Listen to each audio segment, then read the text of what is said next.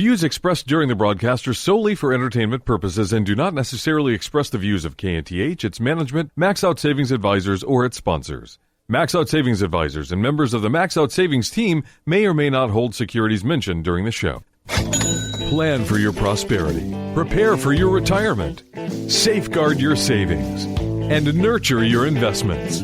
This is the Max Out Savings Show with Ted Gioka, a presentation of Max Out Savings Advisors.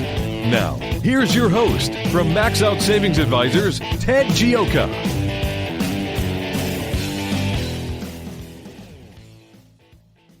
Welcome to the Max Out Savings Show.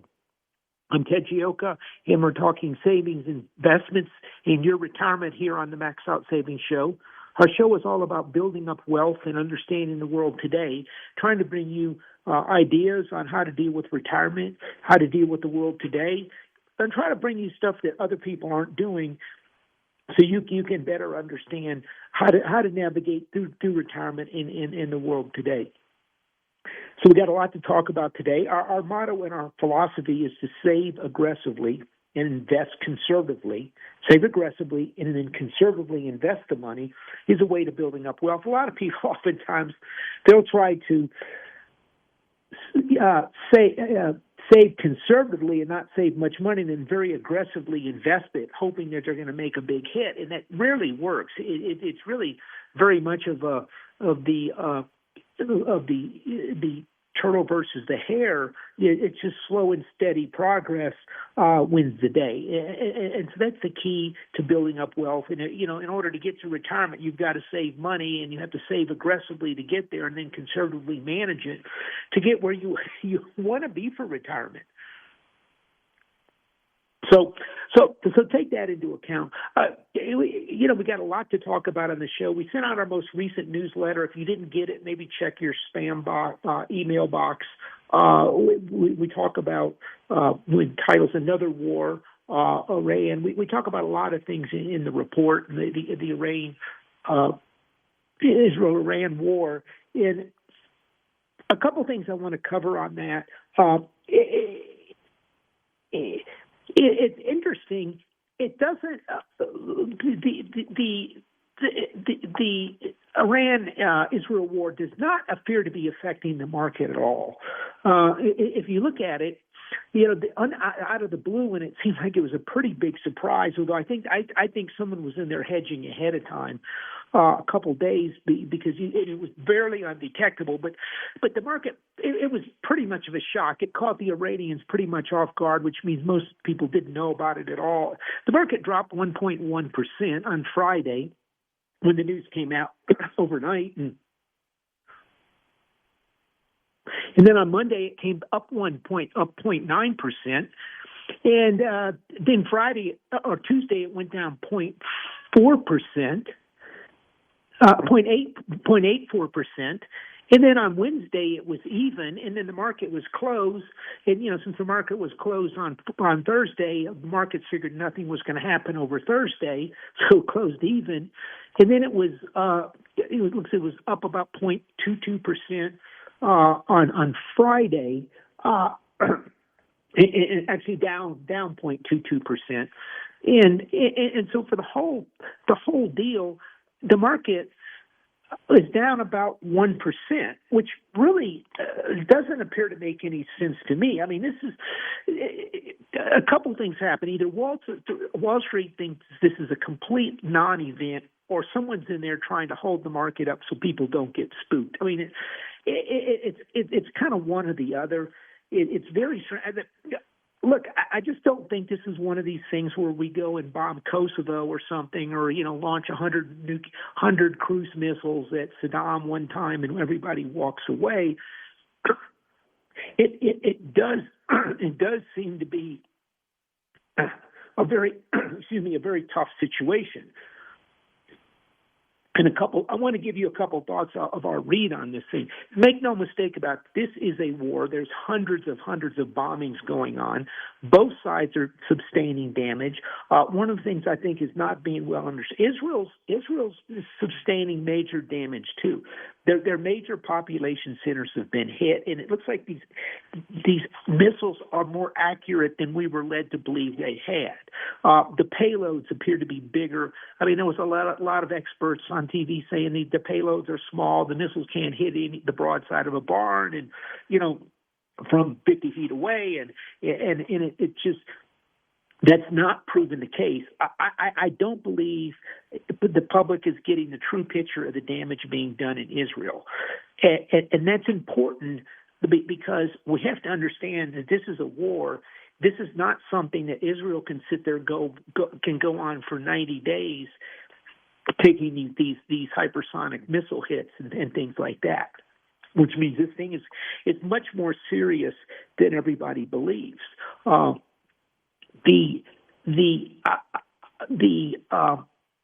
Another thing I think is I think there's more. I think Israel is working with some type of resistance much more than people realize over there. They seem to have a lot of really good information. They've managed to take out, I think, all but one of the top nuclear scientists. They took one out today. They've taken out a good chunk of the upper command of the Iranian army. So there seems to be a lot of support for them, and I think this has really kind of confused the Iranians. I think they really. So I think there's a stronger resistance in Iran than most people think. That's another thing. I think, and I'm trying to run by some things that you're not hearing all over the place to give you kind of we kind of know most of what's happening, but one thing we talk about in the Max Out Savings Report is this is a war. This is a very serious war. This isn't us. As I said, lobbing a bunch of cruise missiles and everybody walking away. This is a very severe war. In war, you're not going to be told the truth from both sides, from all sides involved, because it is a war and information is power. And so they want to create whatever image for people to see that like there's nothing to see here, or we need to go in, the U.S. needs to go and help out and stuff. And so you have to be cognizant and understand the situation.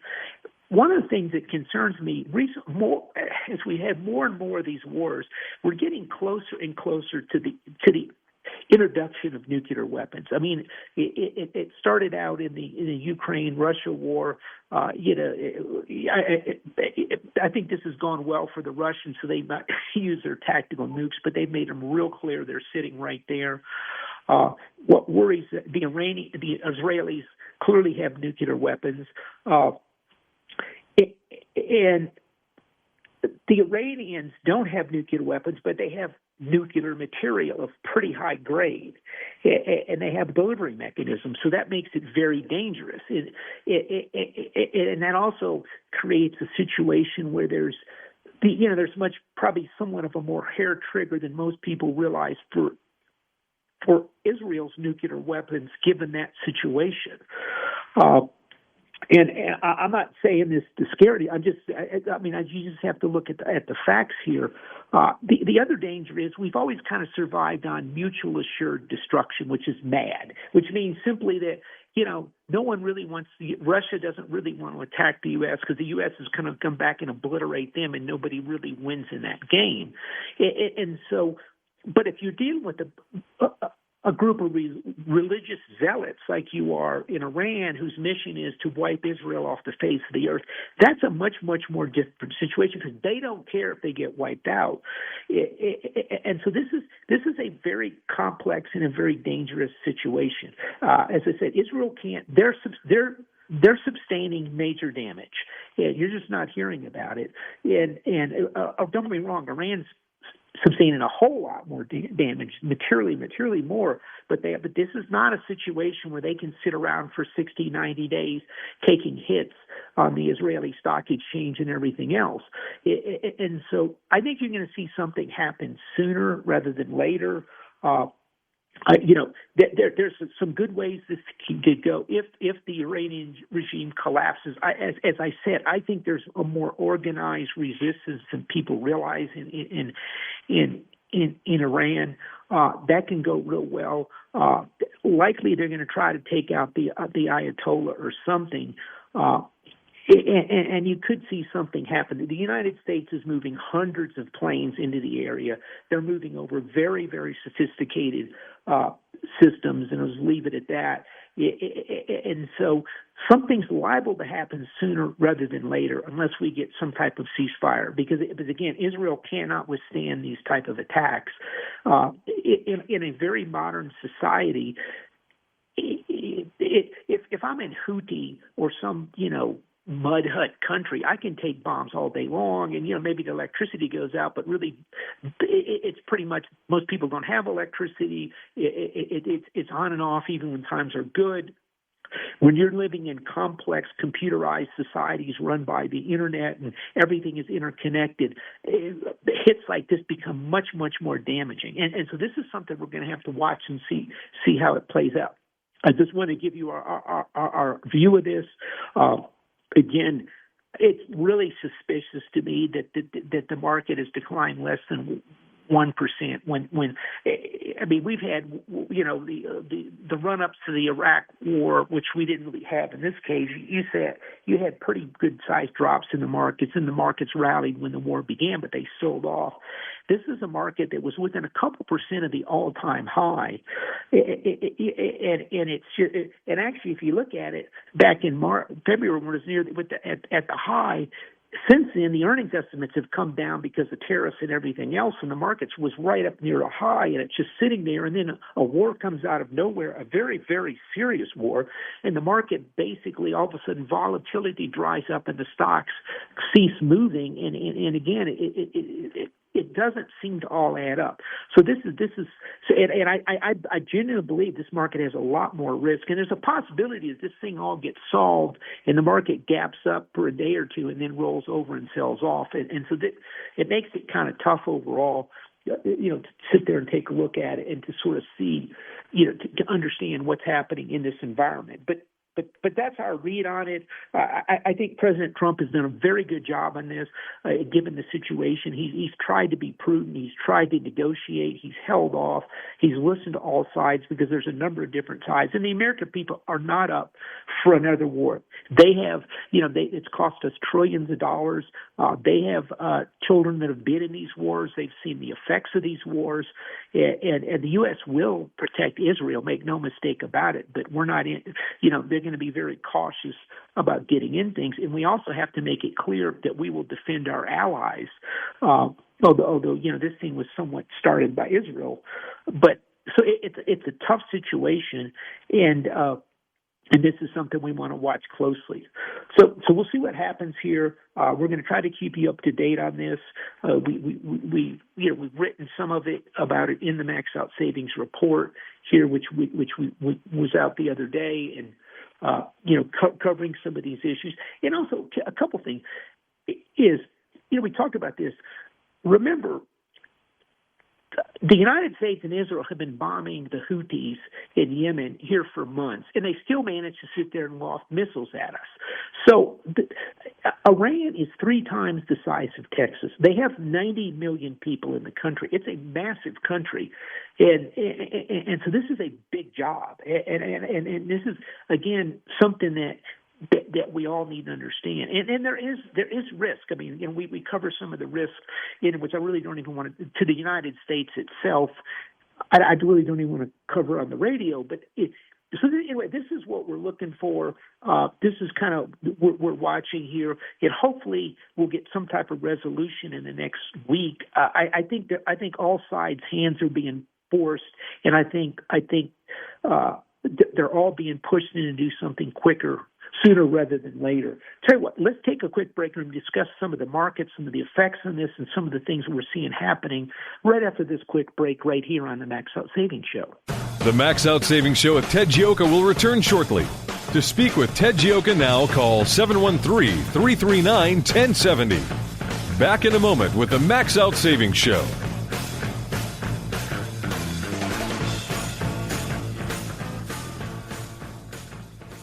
In the 1970s, the big song was the Bee Gees' Stayed Alive. Well, it was difficult back then to stay alive if you were a retiree. Inflation was running rampant, and since then, over the last 25 years, it's gone away. Well, inflation's coming back, and it's going to endanger your retirement. If you're a retiree, inflation is your biggest enemy. Hi, this is Ted Gioka of the Max Out Savings Show. If you need help with your retirement, I'd like to help you out. Go to maxoutsavings.com. That's maxoutsavings.com, and we'll show you how you manage through inflation. Don't let inflation destroy your retirement. I'm Sam Malone, president of 512 New Media. We're Houston's leading marketing and content creation firm for many reasons. Our assets are exceptional, from video production to web design, strategy, and the ability to say no. Saying no is integral in launching a successful, profitable campaign. For example, take a look at Memorial Day. It's a federal holiday set aside to honor and mourn those in our U.S. military who died while serving our country. I'll say it again, for those who died while serving our country. So how does having a sale work in unison with the reason for the day off? Look, we know people will be at the beach and barbecuing and having parties. We would probably say no to launching a Memorial Day sale. So is there another way to commemorate the day while marketing your brand? Absolutely. And from our experience, the same holds true with Easter Day sales and MLK Day sales and Christmas Day sales. That's why we're different. No cookie cutter, follow the crowd, template marketing. Let's talk. We're 512 New Media. 512 New Media. With better marketing comes better value, creating better results. We return now to the Max Out Savings Show. Here's Ted Gioka.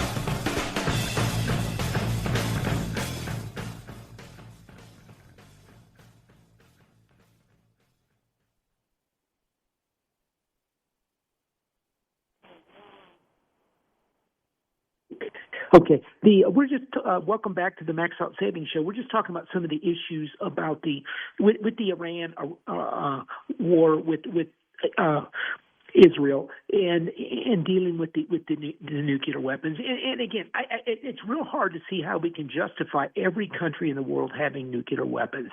And it just goes back. It's very simple. If every country in the world has nuclear weapons, then any country in the world can basically hold the United States hostage with the idea, if you don't do what we say, we're going to wipe out your country. And all they need is one nuclear weapon to do it. And we have to stop this, and we have to draw a line on it. And then having a bunch of religious lunatics like in Iran is unacceptable. So we'll see. But a couple thoughts. Market hadn't gone down. The market's been suspiciously frozen in place since this has happened, and it brings in another level of risk to the market. So anyway, looking at that, what else do we have? We've gotten a couple things. I covered last week, and I covered this in the Max Out Savings report. I'm not sure if it actually came out. We had a little issue with some of the electronics last week, but I want to cover again the housing. Housing is a huge issue out there, and particularly for young people to get into a home. We hear it all the time. And one way that you can help your children is to get into a home is help them with a down payment. In the U.S., we have a tax-free gift, which you can give a child, or actually anybody, $19,000 tax-free. It has to come out of your money. You've probably already paid taxes on it, but you can give it to them, and it does not go on their tax return. So it's $19,000, and your husband you can give $19,000. Your wife can give $19,000. So that actually a total of $38,000 can be given per person. So this is one way to help kids get into housing. Housing has become a big issue out there, and it's a concern for a lot of our clients. And what it do to try to help the kids out, and this is one way to do it. It's been a struggle. I remember when I bought our first house in Southwest U, and coming off the Drummond in his Braze Heights, and it was like $65,000 or $67,000. And I remember I thought it was all the money in the world, and I think all we had to come up with was like $12,000 or something, and it was just. And I think we had a little help of like $4,000. You know, it was just, but it was. And I remember thinking, oh my gosh, how am I ever going to afford this? And you know, looking back on it, but it's much tougher today because interest rates are higher. Right now, currently, you're looking at mortgage rates are over about 6.8%. They've really gone up. It make it tougher now. It looks like housing is really slowing down out there. If you look at it, there's 14% more houses for sale right now than there was at say of May, June of last year. 14% more houses, and you've seen a lot more for sale since. One of the things I think could really trip up this housing market is the dealing with the illegal aliens. You know, there's a lot of illegal. I mean, there's been probably 15 million illegal aliens or more that Biden flooded the country with. Has wrecked our schools. Crime has gone through the roof. It's just been a disaster. But before that, there's a lot of other illegal aliens. They've been here for 5, 10, some cases 20 years, and those people. 10, 20 years, they'd like to buy a house. And the problem is it's hard if you're a legal alien to buy a house right now because it's like, well, you know, what if I get picked up? What if something happens? And I think that's slowing down the housing market out there right now. So I think the housing market's going to be under continued pressure in here. There's a lot more supply on the coming on the market. And there really appears to be more sellers than buyers, and it appears starting to appear to be a kind of a buyer's market. And one of the things, real estate's not like the stock market where something comes up and the market sells off. Oh my God, tariffs are coming in and the market plunges, you know, within about a 2-week period to a 20% correction almost. That doesn't happen. Real estate tends to move very slowly over time, and the cycles tend to be longer. And so I think we're in a down cycle in the housing market. And I think one of the things you're not hearing about is really, I think the issues with the illegal aliens is starting to slow down, particularly the lower end housing market. So something to think about, some thoughts there. One of the things where you can help people is with that tax-free gift. And looking, they're working on the big beautiful bill now. There's a whole bunch of different tax things in there. Right now the annual gifting, the lifetime estate tax exemption is about $13.99 million, which is pretty good. That kind of drops way off if they don't pass this bill. Yeah, and there's other things in the bill that there's talk they might eliminate some of the subsidies for the Affordable Care Act, which could hit the higher income people making over $84,000, which is a lot of our clients and a lot of listeners for retirees. And so this is something we want to watch closely on. That is what are they going to do with that? Look, right now we're dealing with the situation where under Joe Biden, we're borrowing $1 trillion every 100 days. He dramatically increased our debt, $12 trillion. It's been a complete disaster. Interest rates have gone up. Inflation has gone up. And so the U.S. government, they're going to start looking for more money. And they don't want to cut. The benefits are one of their problems, and it's harder to cut the benefits. And I think people, if you're in that, that number, in this case, it's $62,600 for a single person. For the subsidies might get cut above that, or $84,600 for a married couple. But the people above, and I don't want the numbers ultimately to be on this. They're going to have a harder time with Social Security, with Medicare, and everything. They're going to start. The higher income people are going to start losing their benefits, and their benefits are going to be taxed. It's never a good situation when you have this type of $37 trillion worth of debt. You're borrowing $100 trillion almost every 100 days, and this is a real problem. And so I think as a retiree, you want to kind of lock in expenses as much as you can. Ideally, you'd like to kind of shelter or kind of hide, or not really hide, but remove as much income to keep your income as low as possible to help with the Medicare, to help with Social Security and other type of things.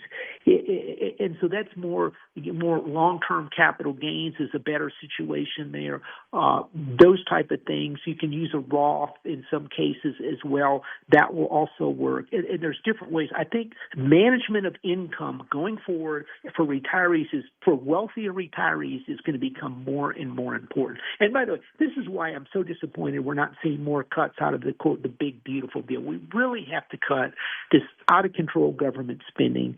It's been remarkably hard. One thing I've really learned is when someone's salary or someone's income depends on something, it's incredibly hard to cut.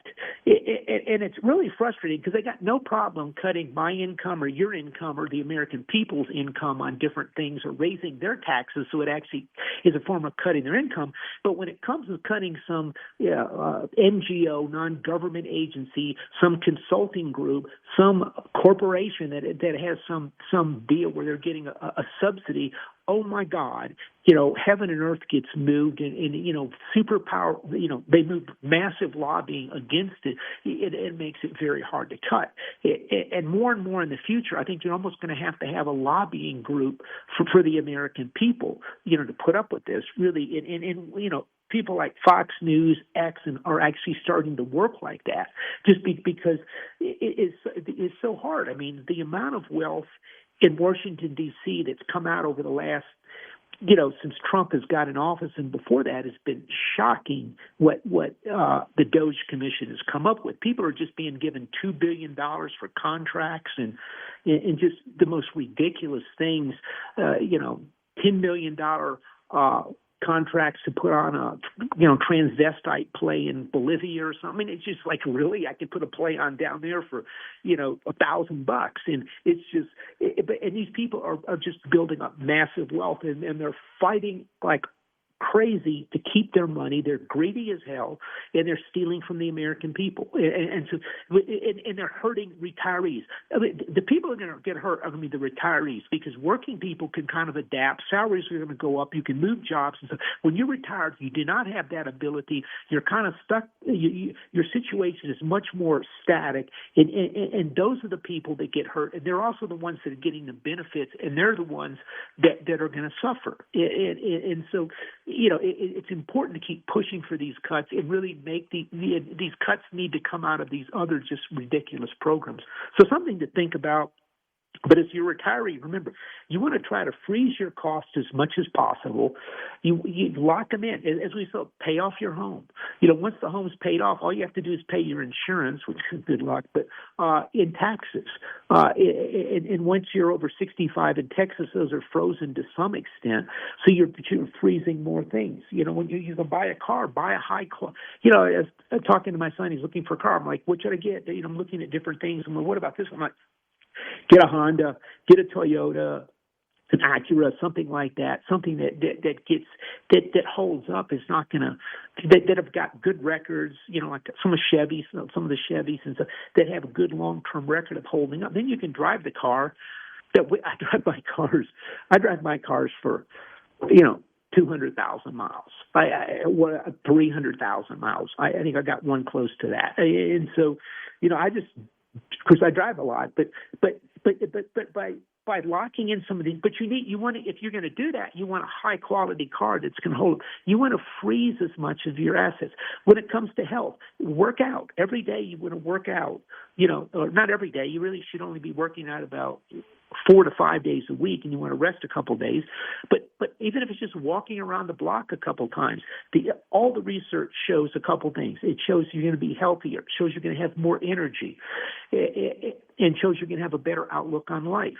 Well, if you're healthier, your healthcare costs are going to go down, which means which increases your standard of living. You're going to live longer. I mean, the research is just incredible on exercise. Even walking around is really good for it. I remember I was talking to a cardiologist, and he's Indian. He goes, Ted, these people come in, and I have him because a friend of mine said, Ted, this is the guy. I said, I need to work on my eating program. I said, this is the guy you need to talk to. It's actually Coda Reddy.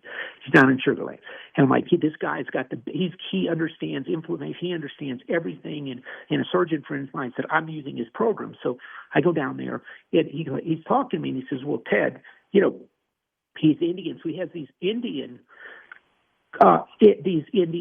patients who, some of the older Indians, they come over from India and they're old as can be, and old as the hills.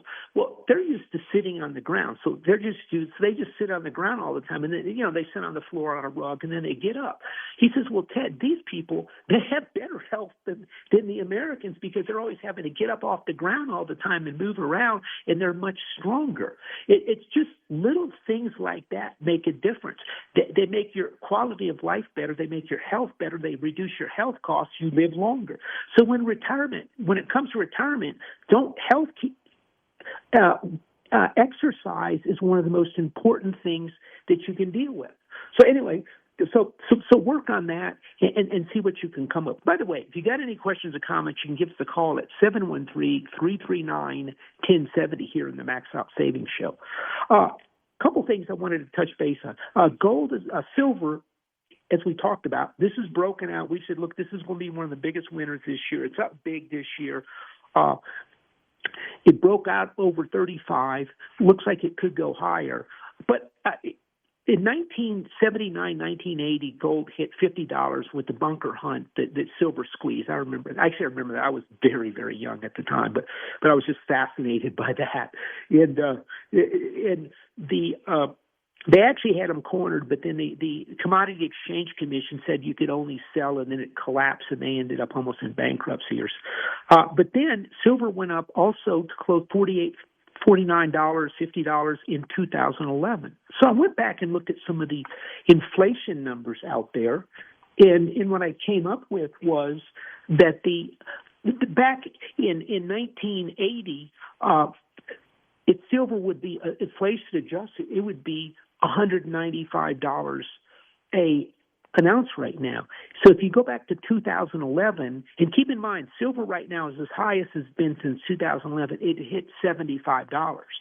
So right now, when silver is running about 35 and some change, 36, that gives you. That is, I think it's got quite a bit more to go on the upside, and so this is something that we want to think about. Yeah, right now it's about 35.98. Sold off just yesterday a little bit, but this is I think $50 is still a pretty good concrete number, and we still like gold. It's tough to buy gold up here because it's had such a big run. It's up 28% or so. Phenomenal returns. It's around $33.70 right now, $3,370. But I don't think, as I've talked about, I don't think the precious metal stocks, the mining stocks, have been able to sit there I think their estimates are still low. I don't think that Wall Street is counting them incorrectly, and I think you're going to see those move higher. People still aren't convinced this move is for real, and we think it is. So, by the way, tell you what. Let's take a break, but one thing before I do, I also want to mention one of our sponsors, Rangoni Alto Gin, which is a fine botanical gin, organic botanical gin from the Italian Alps. It's got phenomenal flavor profile, all natural ingredients, organic glacier water. If you get a chance, try it out. It's Rangoni Alto Gin, and look for the kingfisher bird on the label. And we'll be right back after this quick break right here on the Max Out Savings Show.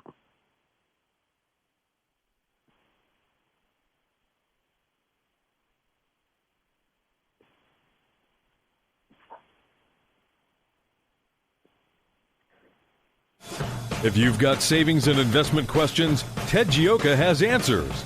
Call the Max Out Savings Show now at 713-339-1070. We'll be right back. Hey everybody, Charlie Kirk here. Ted Gioka, the founder of Max Out Savings Advisors, always says, save aggressively and invest conservatively. He specializes in helping people grow their retirement account with as little risks as possible.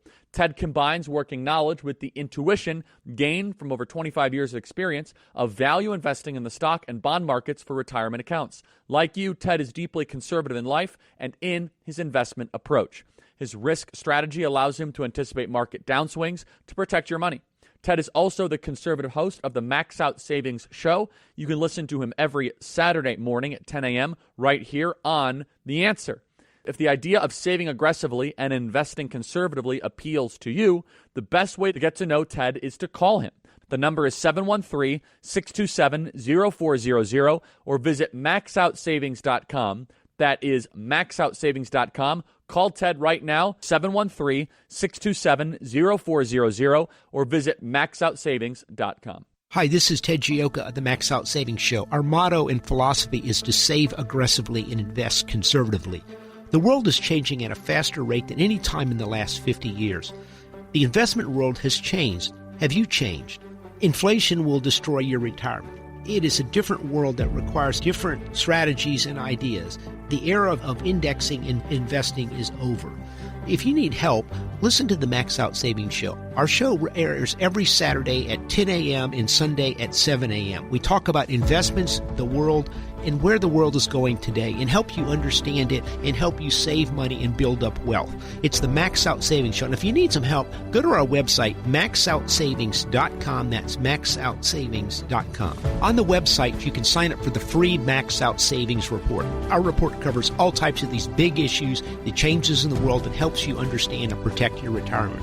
So go to the website, maxoutsavings.com. If you can snap your fingers, you can find this radio station. So the next time you want to listen to us, your smartphone is now your smart radio. We're always on. This is AM 1070, The Answer. And now, more of the Max Out Savings Show with Ted Gioka.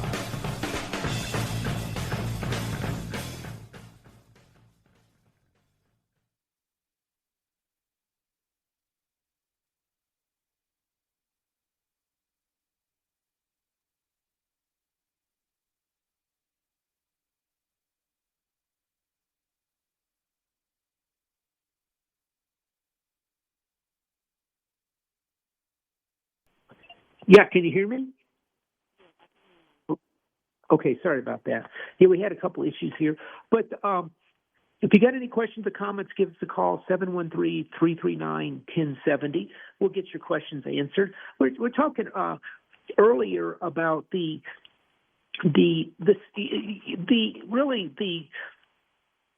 precious metals, and I do think the precious metals stocks, I think their earnings are going to continue to accelerate. Same thing with the mining stocks in general. If you look at them, the valuations of these companies are extremely low. If you look at the electrification of automobiles, the electrification of if you look at crypto, crypto is becoming more popular. All these crypto programs, crypto coins, that require electricity to mine the coins. That's further demand for electricity. And AI is just a massive, huge demand on energy as well. And all of those things require the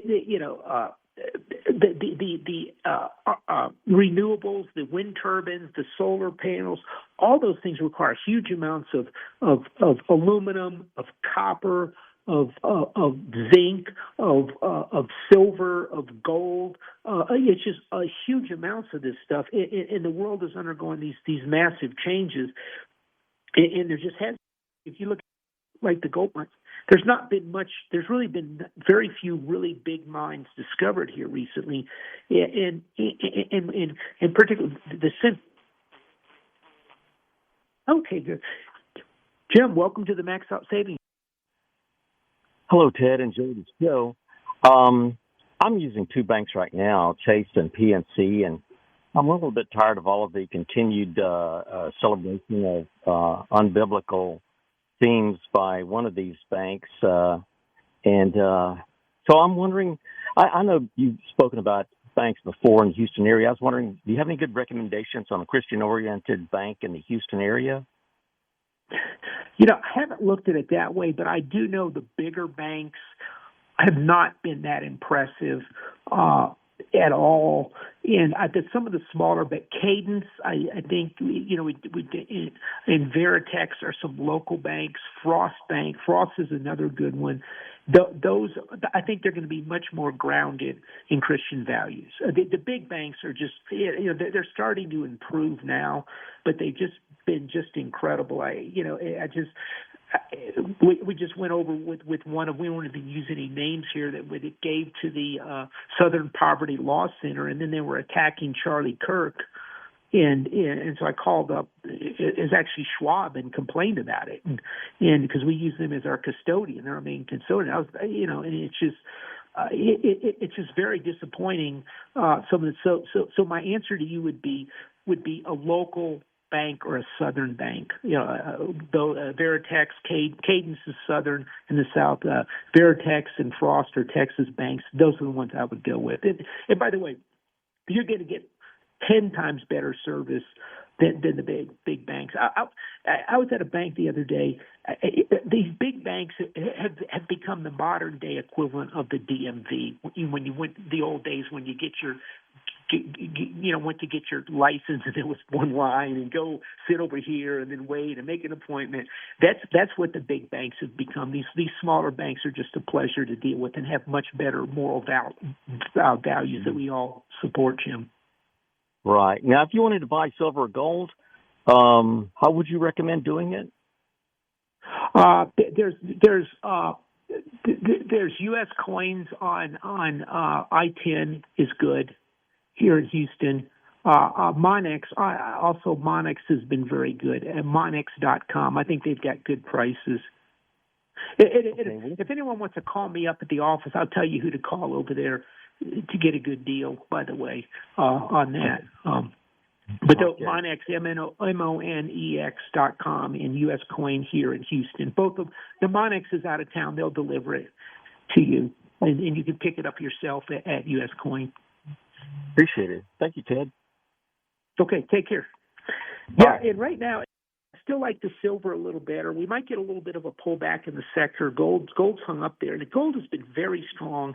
As we write about in our Max Out Savings report, if you look at gold has now become the number 2 holding of the central bank. So, if you think about it, basically 4 or 5 years ago, gold was a relic in the past. Everyone didn't want to own it, and all of a sudden, people around the world are buying it.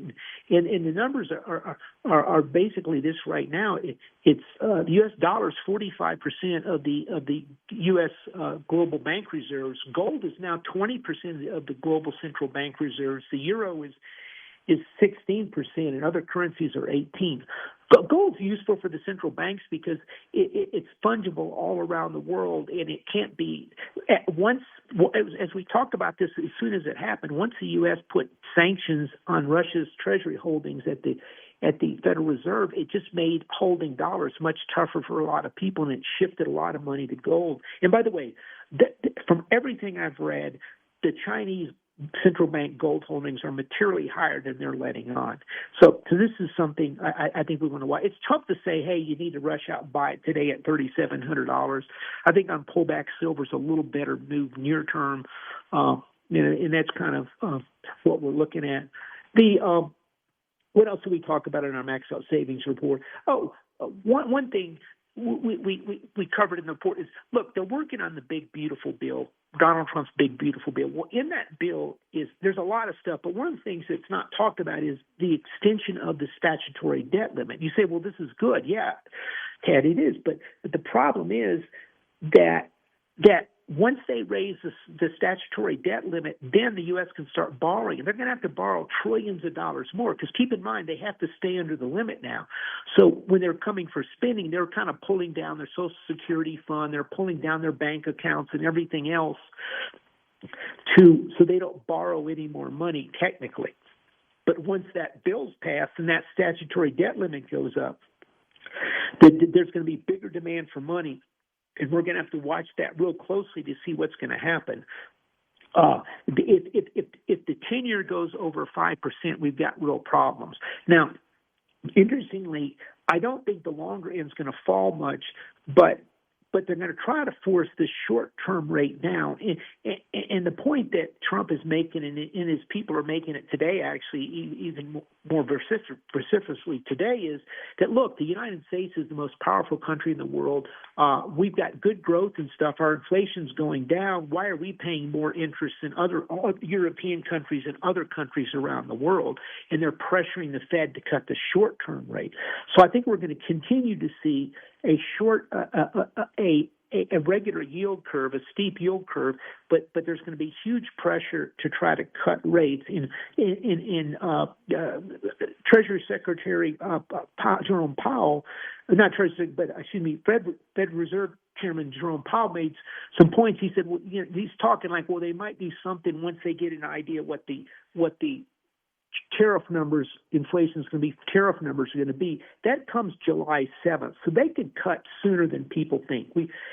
As we talked about earlier, this war with Israel and Iran is a big deal. It's the market, for people that just didn't catch at the beginning, the market is down at 1%. It's barely off the all-time high, and actually earnings are much worse than they were in February. The earnings estimates are. And it really should be. It's very. I can't figure out why it's not dropping more. And but it's a very serious war. The huge damage is being done to Iran and the economy. Substantial damage, quite frankly, is being done to Israel. Israel can't sit here for 30 days taking bombardments from hypersonic missiles with 2,000-pound plus payloads on them. And so this is forcing everybody's hand, and Iran is sitting over that nuclear material. So this is a big deal, and this is something we want to watch closely coming up. And like I said, I think it's a bigger deal. I think the U.S. is being pushed into this. Hopefully we have to stop them from getting the nuclear weapons, and they're liable to. Everybody, this is a much I bruising battle than anybody I think anticipated, and so we want to watch this closely.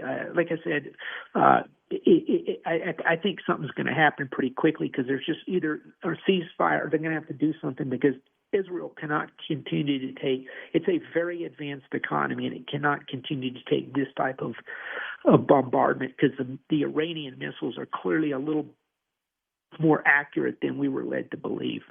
So, but don't make no mistake, Israel's doing massive damage to Iran, and Iran is ultimately going to lose. But the question is, how much damage are they do to Israel? How much damage could they do to the United States? So we got to act quickly. So that's kind of so we got a lot of things happening in here in the world today, and in a lot of different, and this is why we've continued to talk about the importance of, hey, you want to keep your bonds short term. We've got a bunch of treasuries coming up due here in another couple days. We're going to probably move them out about 2 years, maybe give or take a little bit in there, because I do think they're going to do something on the shorter term rates, maybe 18 months. Well, I've got to see where they're at, but it gives you a lot of optionality. This inflation is not going away.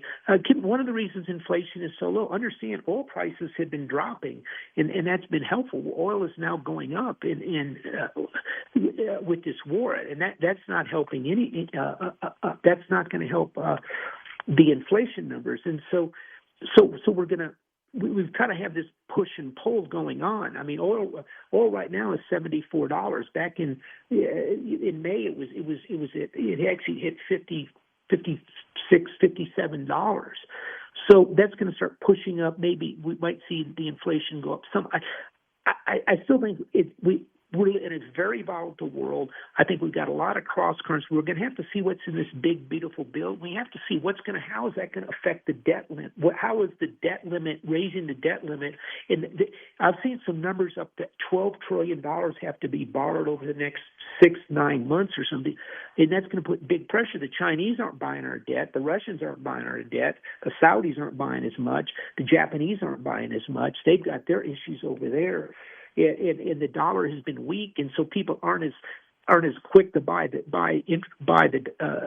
our debt right now, just because the dollar's been going down. So if the dollar goes down, they have an interest, and if they get 4% interest, if the dollar drops 3%, they only made 1%. And so the question is, do they just stay in Japan or somewhere else and get better than that? And so again, very complex times. At the same time, Donald Trump is putting in a grand plan to rebuild the United States, move factories. He's got commitments for over $500 billion, well over $500 billion worth of serious commitments for factories. He's putting these tariffs on. We picked up $22 billion in tariff money in May. That works out to be $250 billion. That goes a long way to reducing our deficit, which is going to help make the economy stronger. They're going to put this bill through. They're going to make big tax cuts to help the economy. He's got a plan in place. He wants the Fed to cut rates. If they cut rates in the short end, then that lowers our interest payments, which are close to $1 trillion a year. That'll cut them because we borrow so much short term. All of these things are going to add up to reducing the deficit and making a stronger economy a better place. But we got to get there. We got to get through all those issues. So anyway, a lot of things happening in the world. But if you need some help, we can help you at Max Out Savings Advisors here in Houston. I'd like to help you out. We manage retirement money using our value investing approach to the stock and bond market and put together a portfolio to deal with these big issues. And we do a lot of risk work to try to, watch out for your funds. Just go to our website, maxoutsavings.com. You can, their phone number there. You can call us up, and we'll set. We'll get with you, and we'll set up an appointment, and I'll sit down with you personally here in Houston and show you how we manage the money. And we'd like to help you out. So just go to our website, maxoutsavings.com. Also, if you haven't signed up for our free Max Out Savings Report, this goes out once a month. We just sent out the most recent one talking about the Iran war, talking about gifting, talking about all types of interesting things, tax-free gifting, retirement tips, the war in the Middle East, all these things. We're trying to give you takes that other people aren't, and it's completely free. We're not going to bother you. We don't call you up. We send it out. We got thousands of people on the list. Just go to the website, maxoutsavings.com. That's maxoutsavings.com, and request a free newsletter, or you can give us a call and set up an appointment. Anyway, I hope everyone has a great weekend. And remember our motto in philosophy, which is to save aggressively and invest conservatively. That, my friends, is the key to building up wealth over the long term. Save aggressively, invest conservatively. We'll see you next week right here on the Max Out Savings Show. With Ted Gioka, a presentation of Max Out Savings Advisors. Join us next Saturday at 10 a.m. for the Max Out Savings Show with Ted Gioka on AM 1070. The Answer.